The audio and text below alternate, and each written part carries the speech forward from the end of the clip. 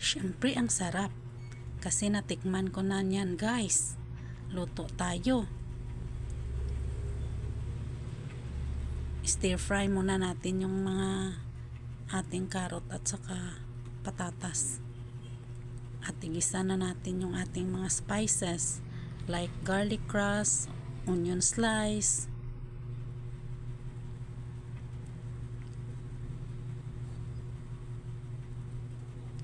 ginger,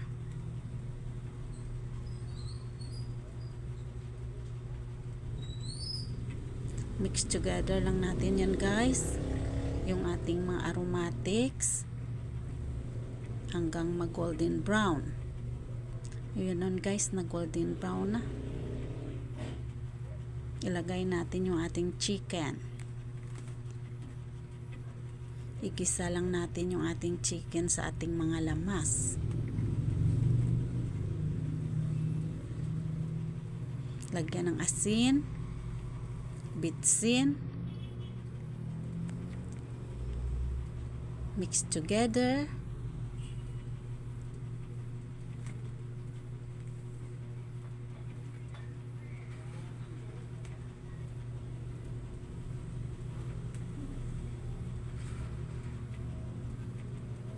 Yun guys.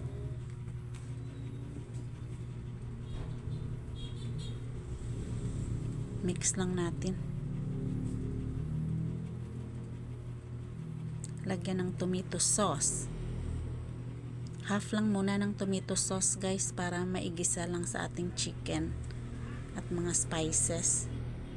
Kasi 1 and 1/4 kilo lang yan guys yung aking chicken. 1 whole chicken, pinaslice ko lang.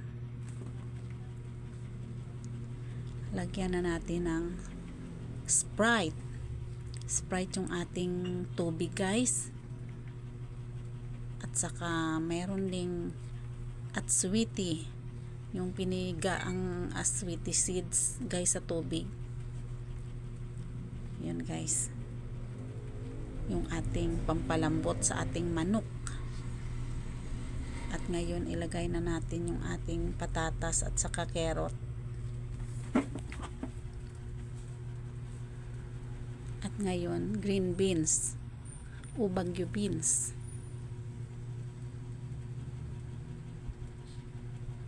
Mix together lang natin guys. Kasi yung ating niluluto ngayon ay chicken afritada. Yun guys, naglagay lang ko ng liver spread.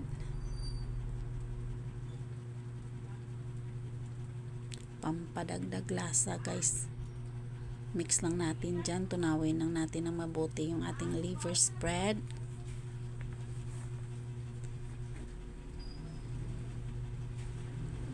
Mix together na mag-combine yung mga flavors. Nag-add pa ako ng tomato sauce guys.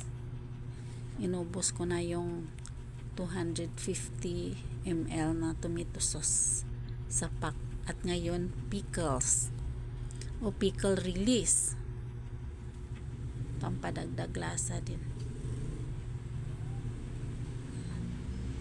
Yun ang ating guys, yung ating simple na luto sa chicken afritada na linuto sa Sprite with Anato liquid.